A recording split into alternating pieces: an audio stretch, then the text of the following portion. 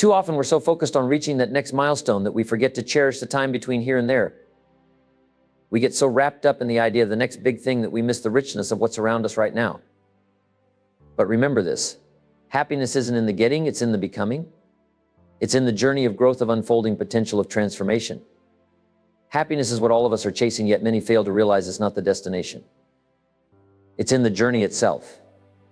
Happiness is a deep sense of joy that arrives as we engage in meaningful activities, as we invest in ourselves and others, and as we embrace each experience that life has to offer. Happiness is layered, it's varied, and it means different things to different people. But at its core, happiness is the joy of discovery and the peace of knowing. It's that beautiful awareness, that richness of life that comes from understanding the vast range of experiences, music, laughter, dreams, ambitions, goals, and the joy that comes when we design a life grounded in the art of living well. Living well means taking advantage of all that life has to offer. True happiness is in the freedom of choice, the choice to pursue what you want rather than just what you have to live where you feel most alive rather than where circumstances force you to look and feel how you want rather than just settling for what is. Happiness is receiving and sharing. It's about harvesting and giving back. It's that balance between contribution and gratitude. And happiness isn't always about the next achievement or the peak of the mountain. It's about pausing on the plateau. It's taking a moment to appreciate what you've built, patting yourself on the back for a job well done, savoring this stage of your journey. Happiness is in the here and now, woven into the very fabric of each moment. As the saying goes, the road to heaven is heaven itself. The happiness you're striving for tomorrow is within your reach today if you're open to seeing it. But don't confuse this with complacency. The success you envision in the future depends on the work you put in today. True success lies in balancing your ambition for achievement with the satisfaction of reflecting on what you've already accomplished. Take time to pause and enjoy the present. This is where life unfolds. And as you reflect, look forward. Think about the potential within you that remains untapped and what heights you could still reach. As you reflect on this journey, consider these two questions. First, what might you have achieved if you'd been more disciplined, more strategic? Could you have approached things differently, worked smarter, said no, a bit more focused on what truly mattered? Only you can answer that. Reflection is personal. It's a mirror held up to your own path. But here's what I ask. Look deeper, examine where you can be more effective, where you can aim higher, where you can embrace a mindset of smarter, not harder. This is how you set the stage for the next chapter of your journey, embracing each step and refining along the way. Let's talk about that first question. What could I have achieved in the past if I'd applied a little more diligence, a little more discipline, or a little more wisdom? That's a powerful question, isn't it? But here's where we go a step further to question number 2. How can I achieve more in the future? See, if you spend time thoughtfully answering question 1, you're likely to uncover some clues about what's needed for tomorrow. Do you need to work a little harder? Do you need to be more disciplined or work smarter rather than harder? Do you need to be choosier with your commitments and learn to say no more often? Do you need to sharpen your time management, maybe by focusing on your highest value activities? That's the beauty of reflection. It's like holding a mirror to your own progress.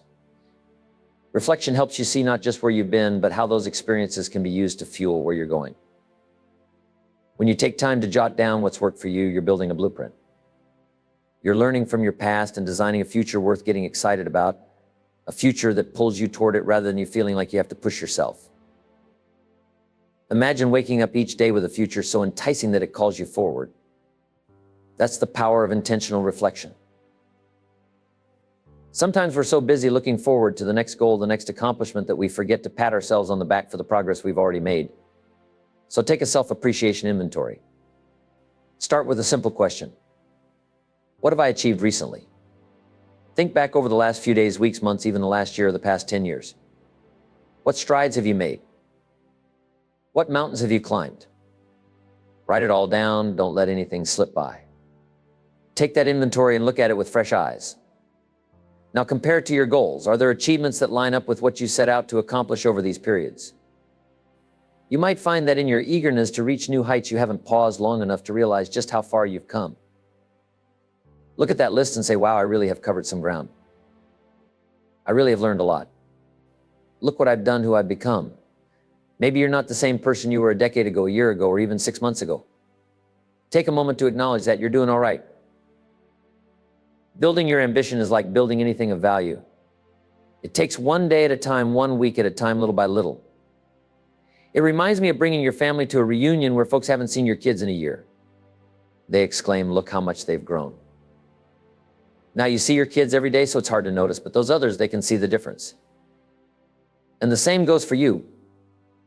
When you take time to record all you've accomplished, you get a bird's eye view of your own growth. You'll say, "Look how I've grown. Look how far I've come."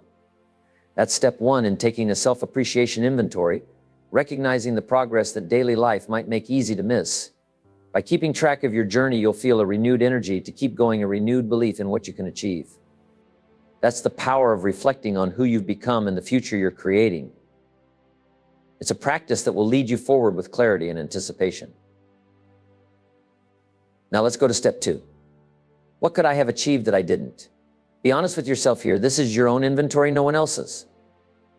Take a look back and ask, what could I have accomplished over the past week, the past month, the last quarter, the last year that I didn't? This isn't about being hard on yourself. It's about gaining clarity. Would a stronger game plan have made the difference? Would a clearer direction, a sharper focus have steered you closer to your goals? Could better preparation, a little more discipline, or an extra bit of courage have changed things? Did the way you managed your time, prioritizing major activities over minor distractions, impact your results? Be honest and ask yourself, what could I have achieved if I'd been a little more intentional, a little more prepared? Then we move on to step three. What do I want to achieve moving forward? Think ahead. What do you want to accomplish over the next 4 days, the next 2 weeks, the next 6 months, the next year, or even the next decade? This is where the vision comes in. Everything you want to achieve should line up with your goals. What you could do has to match up with what you want to do, and who you could become should align with the person you want to become. You see, everything affects everything else. The right habits, the right disciplines, repeated day after day, every day, will help bridge the gap between what could be and what you want to be. Now, here's step four. What can I start doing today to achieve these things that I'm not doing now? This is a crucial step. Think about it. What small changes, what extra effort, what new habits could help you reach those goals? Sometimes it's the small disciplines, the little things done consistently that make the biggest difference. And yes, those little things are easy to do, but they're also easy not to do. It's easy to take a few extra moments to plan your day, but it's also easy to skip it. It's easy to dedicate just 15 minutes to study or self-improvement, but it's just as easy to let that time slip away. So take a look at your list of goals, both work-related and personal. What are your 3 most important objectives at work? What are your 3 most significant personal and spiritual goals? Now ask yourself, how am I doing with these? Am I making steady progress each day, step by step? And perhaps most importantly, am I appreciating the progress I've made so far? See, the road to achievement is paved with appreciation. When you can pause to acknowledge the distance you've covered, you're giving yourself the fuel to keep moving forward. These steps, looking back honestly, looking forward with intention, aligning what you want with what you do, and focusing on small, consistent actions, are your foundation. They're how you build a life you're proud of day by day, one step at a time. It's essential to take time to pause and acknowledge yourself. Look at your achievements, recognize the progress you've made, see how far you've come, and appreciate who you've become along the way. Self-appreciation isn't just a step in building ambition. It's a stage that requires a bit more maturity, a deeper sense of purpose, and a stronger resolve. It's knowing that you're committed to the journey, not just until tomorrow or next week, but until you reach your goals, until you make it happen. And part of that commitment is taking the time to appreciate yourself for staying on course, for doing the work, for showing up each day. Self-appreciation is rooted in the knowledge that you're on the path of positive self-direction. You're headed the right way.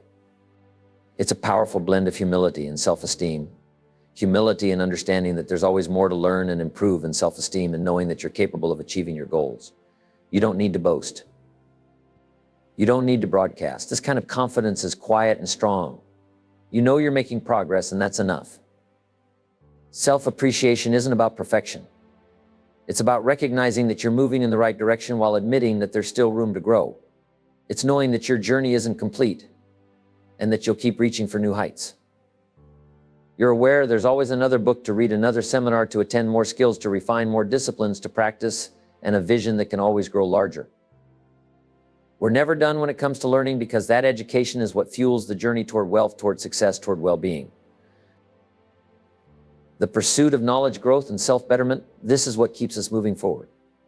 This is what enriches our lives. Education is more than just a means to an end. It's a critical part of the journey itself. It's what makes us capable of becoming more than we were yesterday. And so we keep learning, keep growing, keep expanding our vision. We realize that this path to becoming our best selves doesn't end, and we embrace that journey with joy, purpose, and a deep respect for each step along the way. Now, let me tell you, life is a series of problems, no doubt about it. Everybody's got their list, rich or poor. The wealthy, they didn't ask for fewer problems, they asked for better ones, bigger ones, bigger ones. Problems come in all forms. Business issues, family struggles, personal challenges, financial hurdles, emotional setbacks, mental roadblocks. But here's the thing, that's life's game, learning how to take things as they are, transform them into how you want them to be. The real challenge isn't just facing problems. It's learning how to turn what you've got into something productive. Whether it's people, tools, or opportunities, the secret lies in solving problems. And one of the greatest keys to life is figuring out how to find joy in the process. You've got something right now, something to work with. The question is, can you be happy with it while striving for more? That's a challenge worth solving. I once met Neil Armstrong, the first man to step on the moon. We crossed paths in Chicago. You'd expect a guy who walked on the moon to give you some grand cosmic explanation, but do you know what he told me? Getting to the moon was just a matter of solving problems. That's it. One problem after another. And here's the thing, if solving problems can take you to the moon, imagine where it could take you. Now let me share something that changed my life, how to solve problems effectively. The first step, write them down. Don't just talk about them or let them swirl around in your head.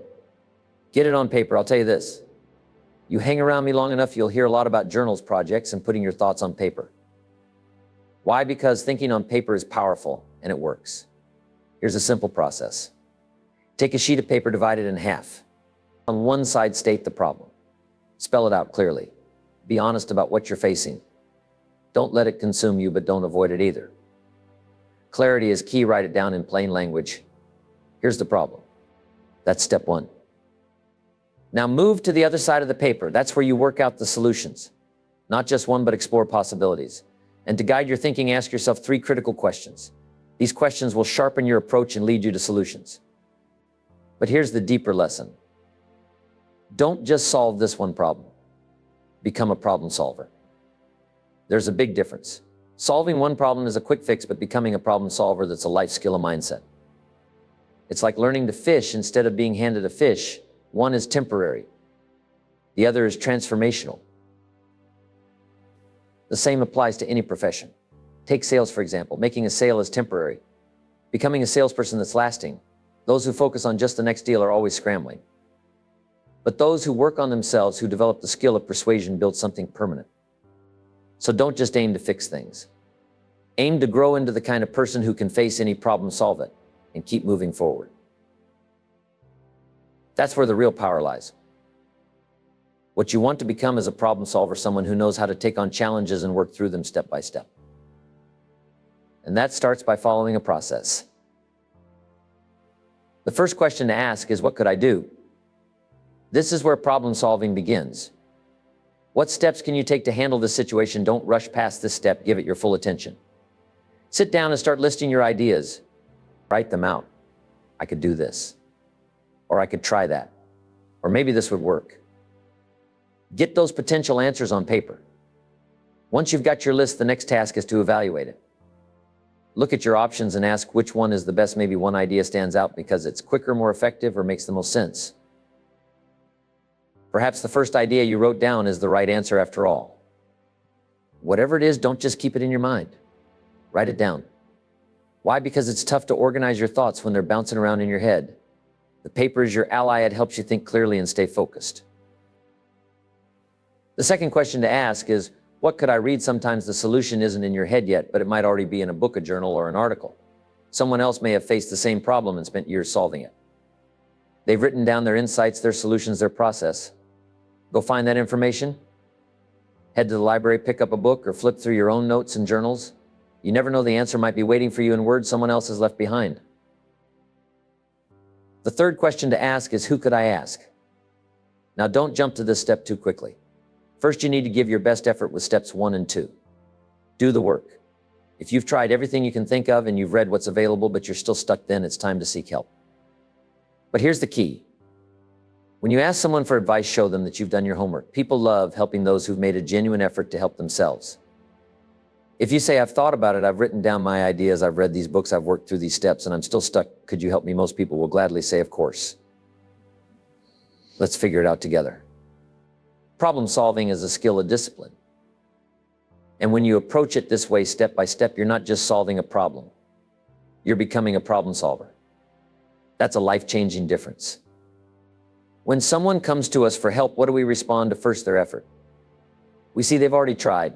They didn't just show up looking for some quick, cheap answer. And that effort matters. Think about it when someone says, I've done this, I've worked on that, and I've made progress, but I still need help, and I believe you can guide me. We're much more willing to step in. That's the way it works. So don't be afraid to ask for help, but don't skip the groundwork. Here's the key. Don't shortcut the process just to get an easy answer. That won't build the muscle you need. It won't develop the strength, discipline, or personal growth required to solve problems on your own. Skipping the work won't turn you into a problem solver, and becoming a problem solver is the real prize. Now, those 3 steps, what could I do, what could I read, and who could I ask, those are the foundation. And once you've mastered this process, no telling where it can take you.